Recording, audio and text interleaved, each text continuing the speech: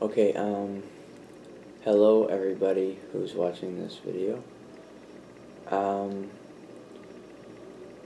I'm making this video because I recently, I think, came to a new viewpoint, I guess you could say, or a new view.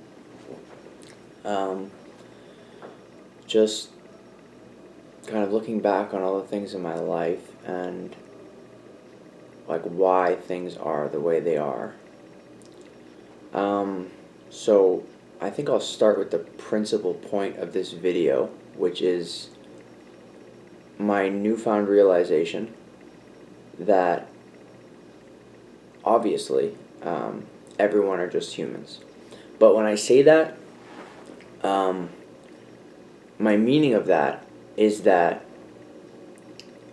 means that even your mother, your father, your at the time lover, or if you're in a relationship now or whatever, and you're in love, I congratulate you, and that love is a great thing. But for my reflection, it involves looking at a past relationship where I thought love was involved. Seemed like it was, but as events started to unravel, it seemed to not be the true case. So that's my point, is that for me, I think we can go back to as babies, the first day we live, when our biological parents, right, our mother gives birth to us, our father implanted a seed that created us through sperm, obviously everyone knows, and you can say that to any age group. I think even younger audiences are conscious of the existence of sperm. So then we get to live, right? And at the point in my life where I'm at now, being 27 years old, and the recent events that have transpired in my life, I've realized that even though, and this is not, the intent of this video is not to demean any individuals that have participated in involvement in my life. It's solely that just because you would think, right, and I can go at it this way, that when people would say they're your family, they're people you can trust. But, at a certain point in my life, I reflect, and I remember I would listen to this song by, the group is eluding me at the moment, but it was called Don't Trust Any Right. It's by Suicide Boys. And at that point in my life, that was my viewpoint, right? That you can't trust anyone. Following that, though, I'm just going on the history of my life. Everyone has, and I'm solely sharing this video again to simply vocalize my newfound realization. And if the viewer of this video already has the understanding of this point or viewpoint, then that's perfectly okay, and you're completely entitled to go do something else with your time. But for me, this was a pivotal uncovering, I guess we could say. So following that, listening to around that time of that song when I had that viewpoint, I was hospitalized, as some people know, who have been like checking my social media from time to time, at the lakeshore. with a situation where a French rapper had pointed like two fingers to kind of portray like a firearm. And prior to having that happened of my life, I had not had, I had had that exact motion, certainly, in my life, but my prior focus in real time was finance. And if I was going about my day-to-day life, I was just working, right? So whatever body language somebody exhibited, I was just there to make money. So I obviously would see it, but I kept the goal in mind. And but when I started to make music, again, you know, following a split of my first girlfriend, which I've been making music since 16, but yeah, so when I started to make music again, music is a form of social expression, I guess we could say. And when I did this, see, with music, at the time I wasn't making, and still am, or not, making money with music. So it's the central point, I guess you could say, is a social. So when I make music, I'm expressing my thoughts and seeing, you know, if other people think along the same line as me, or, you know, what other people's thoughts are through their music, if I think like that. And in a form, through this, I guess you could say, form again of expression, a connection can sometimes, I think, be formed.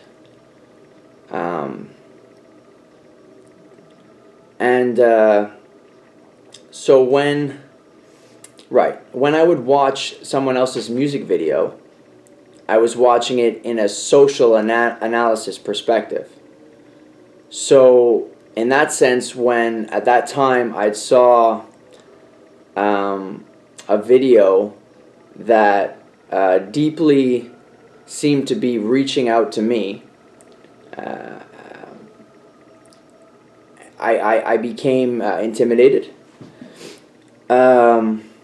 with the motion of the hand, and I felt like I needed to get a gun to defend myself.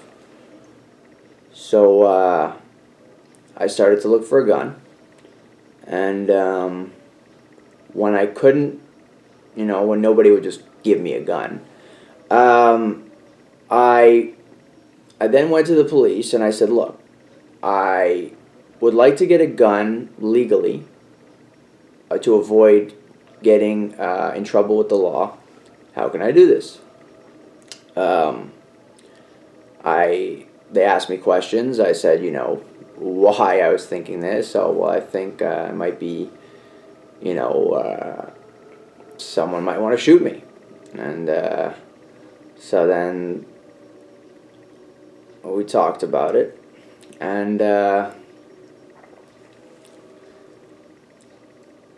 then it was in French.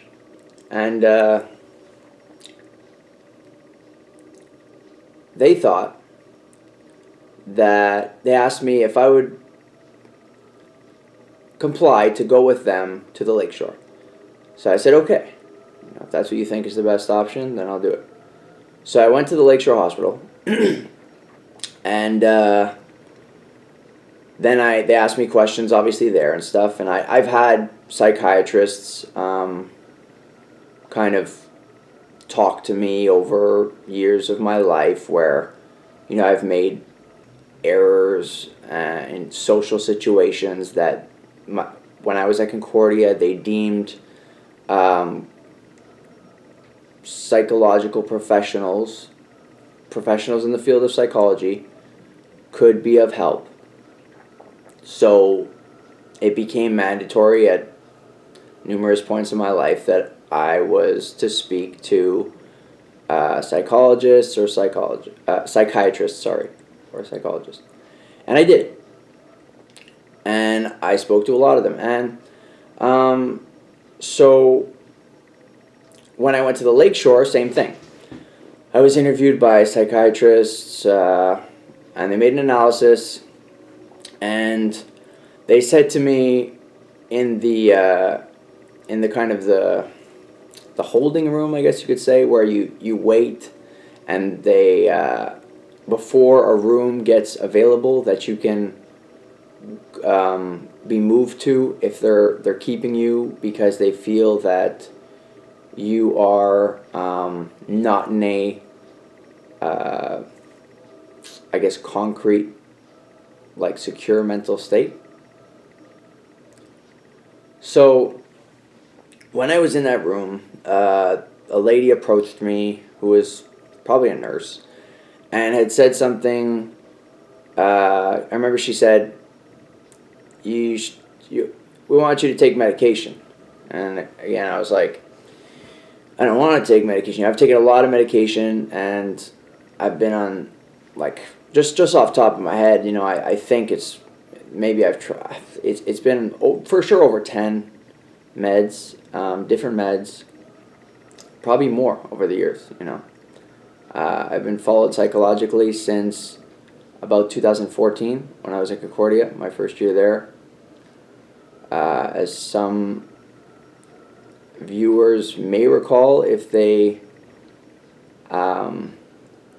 can remember to that point, I guess. Wow, I'm even having new memories thinking about this, but there was a video shared of a fight I had in class with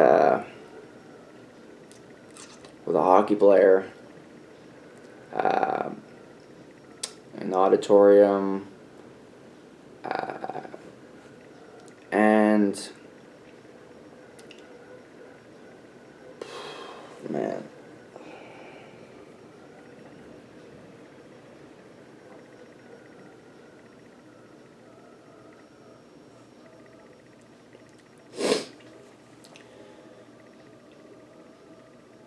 so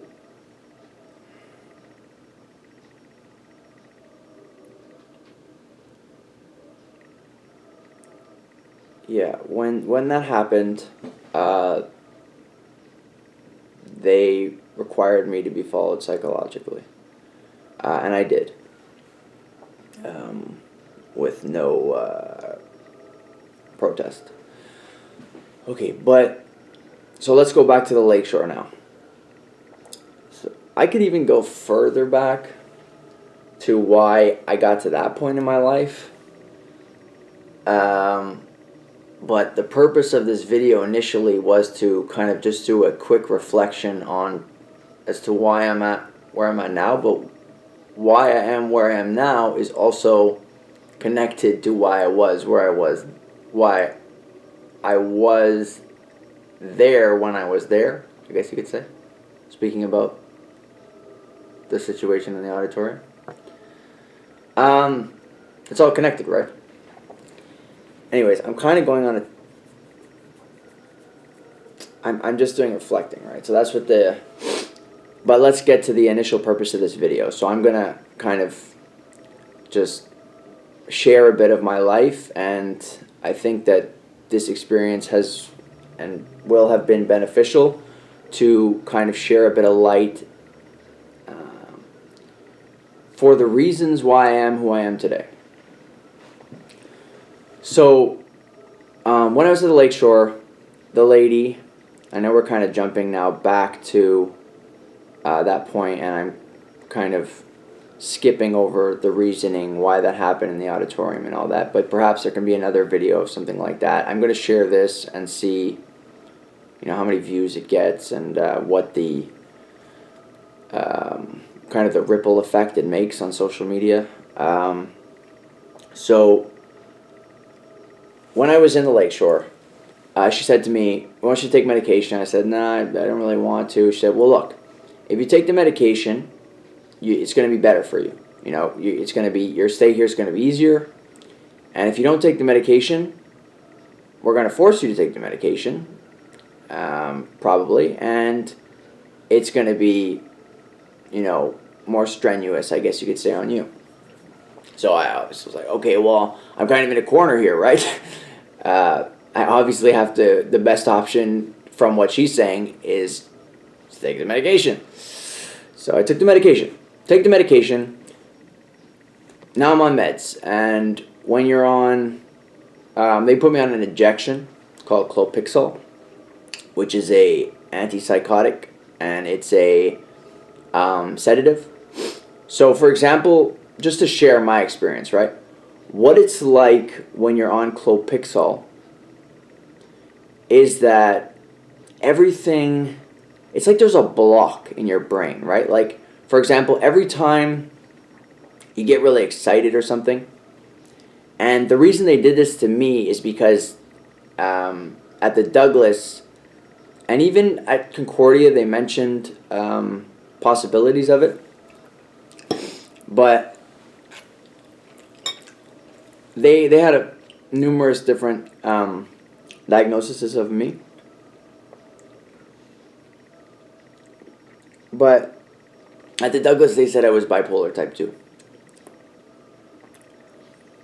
So the thing with bipolar, right, is how they classify it is having fluctuating highs and lows, but it's a mental disorder, right? So it would make sense to me through literature and from what the psychiatrists I've heard, a lot talk about it, is it's at a more extreme level, right? Because when somebody says to you, you're mentally ill, they're pretty much saying to you, you're not normal, like there's something wrong with you.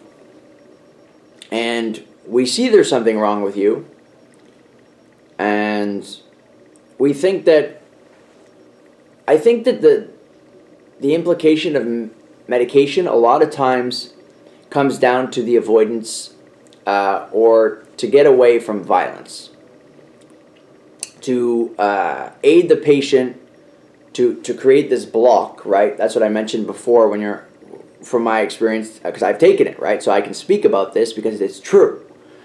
So when they injected me with Clopixol many different times of different amounts of the medication, it comes in a milligram dose, it affects your body in different ways because it's a psychological, it affects your brain, affects the way you think. So, like I said, right, it creates this block. So I think the thing with the violence is that if a psychiatrist, psychologist, mental health professional feels that you could be violent and they prescribe you this medication, all of a sudden you have this block. So every time it's like your brain is going to get really excited, or like if you feel a lot of emotion towards something, if somebody does something that makes you angry, it will, I don't want to say nullify, but it'll subdue. It subdues that emotion. Your brain is unable to achieve the same height that you would, the free thought. It doesn't permit free thought. What it does is, when you're on a medication like that, that's a form of a tranquilizer, right? It's a sedative. When your brain wants to go, like, oh, fuck, that pissed me off. Now I'm, excuse my language, but like, oh my God, I'm so mad, or oh my God, I'm so sad. All of those things, that medication, even the sedative, it also hinders your ability to feel sadness, believe it or not, because it constricts your brain, right? It constrains it to the point that you're not able to experience the same psychological emotions. So instead of now being able to cry because you're really sad about something, or to, be so angry that you start to go on these, I guess you could say these paths, these thought paths of, how, I think when you become a more conscientious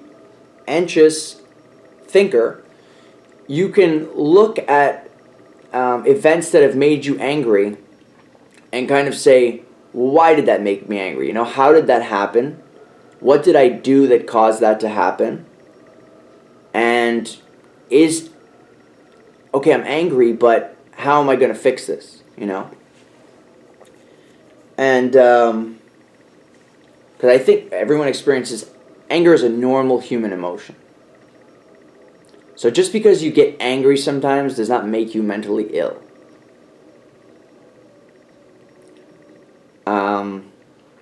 So, right, and I think that over time, I've become better at managing my emotions. But sometimes, right, things can happen in the moment that can really just grind your gears. You know, you can, like, someone's in your face, being really aggressive, or if an individual is that, like from my experience, you care about somebody and you know you think this person cares about you and they're lying to you, and it hurts you, and you don't understand why they're lying to you because you're telling the truth.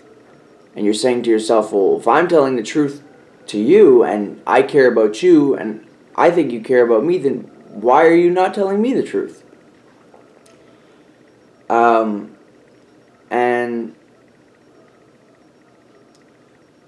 I think that that emotion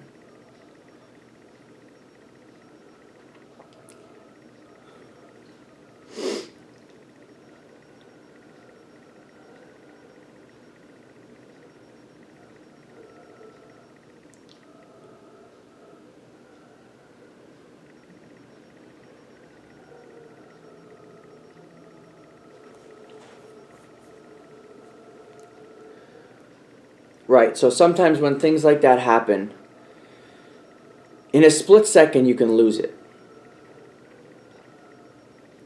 You know, and I think that it's important to improve and learn from mistakes, and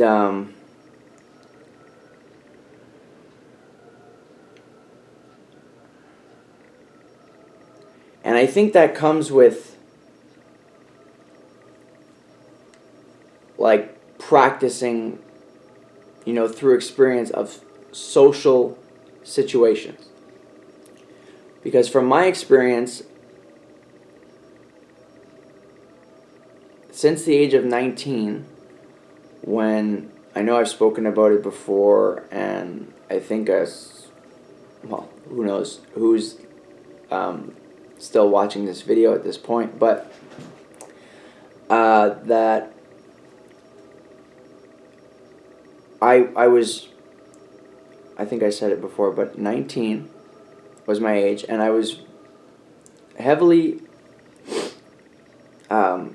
interested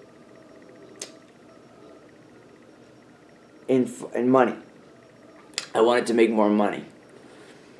So I got involved in a fraudulent deal. At the time I didn't really see it like that, but after speaking to my father after, and he made it apparent to me that that's what it was, you know, and he was upset. Why would I do that? So I ended up losing $9,000. I had to work a large portion of my life at 19, you know, like 2-3 jobs while in college at full time. And I think since that point, it's kind of I became like really intense with work ethic, just to kind of bring myself back to the same point, out of the hole I put myself in. Right? Because I felt like I had all these peers, and now all of a sudden I'm $9,000 in debt, and everyone's still rolling at the same pace, and like, I don't want to be a loser. So I worked a lot, and I paid it off. And when I paid it off, then after, I remember thinking back to myself and saying, okay, well, why did I get in that situation, right? I remember saying, it was because I wanted to make money. So I said, well, I shouldn't give up that thought, right? I should still work towards making money. So, right, and all this to say that through me, which is kind of distorted in a way, because if you think about making money, money involves people, right? But a lot of the times you can make money without being directly involved with people. For example, if you do a contract and you're doing physical work, I myself am a mason. You know, I studied auto mechanics. I do deliveries. I do landscaping. I do gardening. You know, which is involved in landscaping and all sorts of stuff like that. But snow removal. You know, I've done all that sort of stuff, and that's all pretty physical work.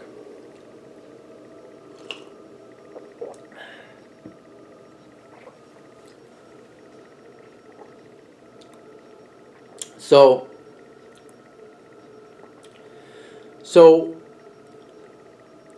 what I'm getting at here is that I became, I guess you could say, my skill set advanced more in the domain of physical work than in social settings. So when I was at my initial point of talking about a social situation,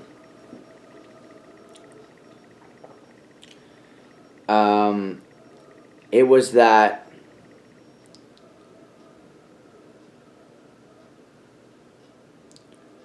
let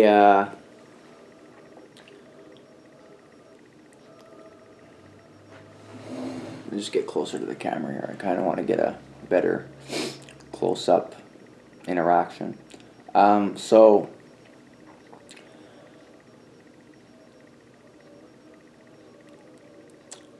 I'll just try to take this in a new direction because I can't exactly recall the direction I was going with that social point. But, right, I think it was, right, I was trying to make money, da-da-da-da-da, right. So I wanted to make money after I got myself out of a $9,000 debt I put myself into.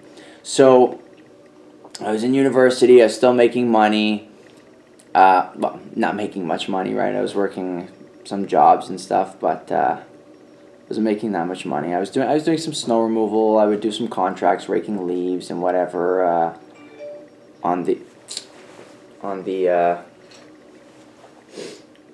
okay, somebody just tipped me money from, 1 second, $3, blah, blah, blah, yeah, okay, get it, doing a video. Okay, on Rue Clark. That's fine. Okay, so, right, so I was making money, doing that sort of work, which, was giving me some money, and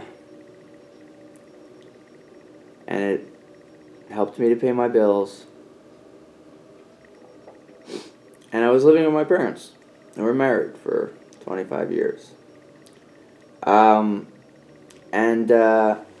So moving on from that,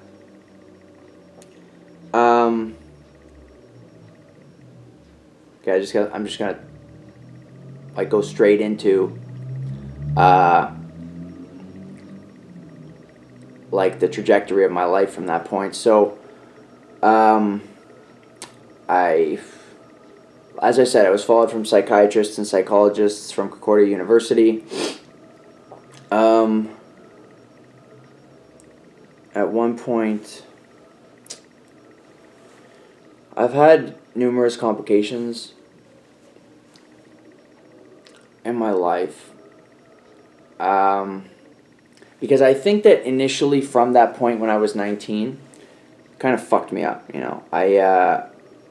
When I lost $9,000, it was because the person that I was doing the business deal with tricked me. And people trick you when you're gullible, or you're vulnerable in that moment or time. So just learning from my own personal experience from situations where that has been the case, you start to have a different viewpoint, right, of people, or a view, because that person was not trustworthy. And I think it's a good defensive strategy as a human being,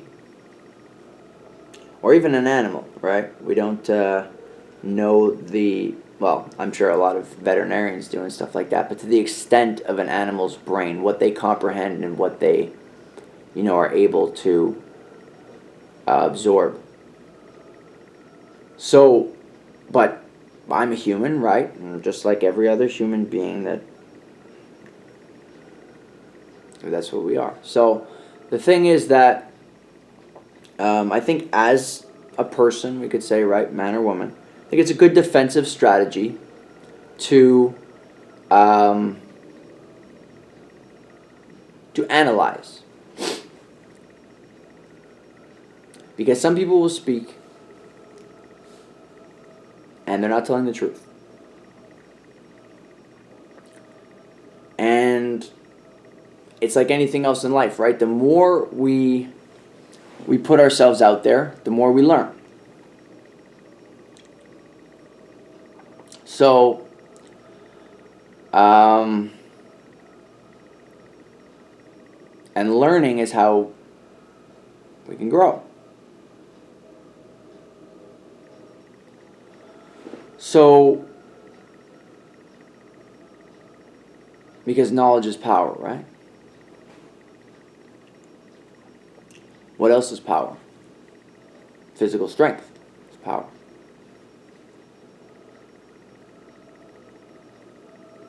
So,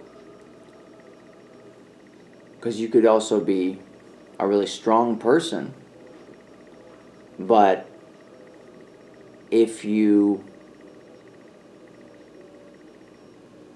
don't make the most conscious decisions, or maybe you do in your interpretation of it, but from somebody else's,